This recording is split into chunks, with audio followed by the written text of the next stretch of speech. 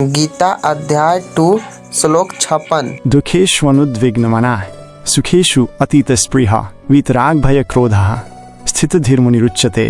जिसका मन विपत्ति से विचलित नहीं होता, जो समृद्धि आने पर भी सुखों की लालसा नहीं करता, जो आसक्ति भय और क्रोध से मुक्त है, वह स्थिर बुद्धि वाला मुनि कहलाता है। इस श्लोक का व्याख्या भगवान श्री कृष्ण एक स्थिर बुद्धि वाले व्यक्ति के गुणों का वर्णन कर रहे हैं। एक स्थिर बुद्धि वाला व्यक्ति दुखों में विचलित नहीं होता, सुख में आसक्त नहीं होता, वह राग द्वेष और भय से मुक्त होता है। इस श्लोक से हमें यह सीख मिलती है कि भावनाओं पर नियंत्रण, विशेषकर दुख और सुख के प्रति प्रतिक्रियाओं पर नियंत्रण रखना चाहिए। आसक्ति, हमें संसार के सुखों से आसक्त होना चाहिए। शांति, एक स्थिर बुद्धि वाला व्यक्ति हमेशा शांत रहता है।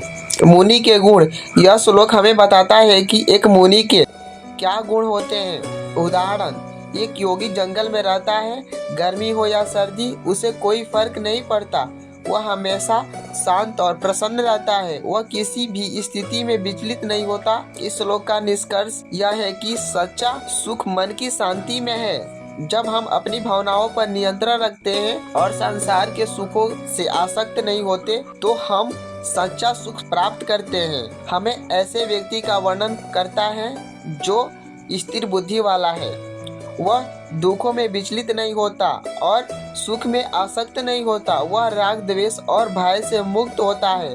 एक ऐसा जीवन जीने के लिए प्रेरित करता है जो शांत और प्रसन्न और संतुलित हो। इस श्लोक के आधार पर हम अपने जीवन को निम्न बातों से अपने आप को बदल सकते हैं। भावनाओं पर नियंत्रण, हमें अपनी भावनाओं, विशेष दुख और सुख के प्रति प्रतिक्रियाओं पर नियंत्रण रखना चाहिए। जब हम दुख से विचलित नहीं होंगे और सुख से आसक्त नहीं होंगे, तो हम अधिक शांत और स्थिर रहेंगे।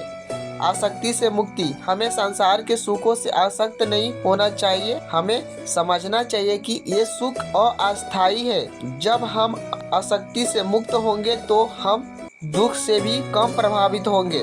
राग द्वेष और भय से मुक्ति, हमें राग द्वेष और भय से जैसी नकारात्मक भावनाओं से मुक्त होना चाहिए। ये भावनाएं हमें अशांत और दुखी बनाती है।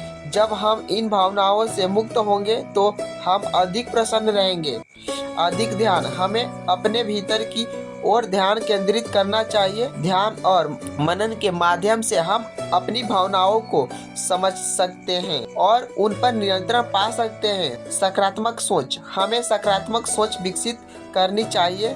सकारात्मक सोच हमें किसी भी स्थिति में शांत रहने में मदद करती है। समाज सेवा, दूसरों की सेवा करके हम अपने स्वार्थ से ऊपर उठ सकते हैं और आत्मा संतुष्ट प्राप्त कर सकते हैं। यह श्लोक से हमें यह सीख मिलती है कि सच्चा सुख बाहरी चीजों में नहीं बल्कि हमारे भीतर होता है। हमें अपने मन को शांत रखना चाहिए। हमें दूसरों के प्रति करुणा और दया रखनी चाहिए। हमें जीवन को सरलता से लेना चाहिए। अंत में यह श्लोक हमें ऐसा जीवन जीने के लिए प्रेरित करता है जो शांत, प्रसन्न और संतुलित हो। जब हम इस श्लोक के सिद्धांतों को अपने जीवन में लागू करेंगे तो अधिक खुश और संतुष्ट महसूस करेंगे।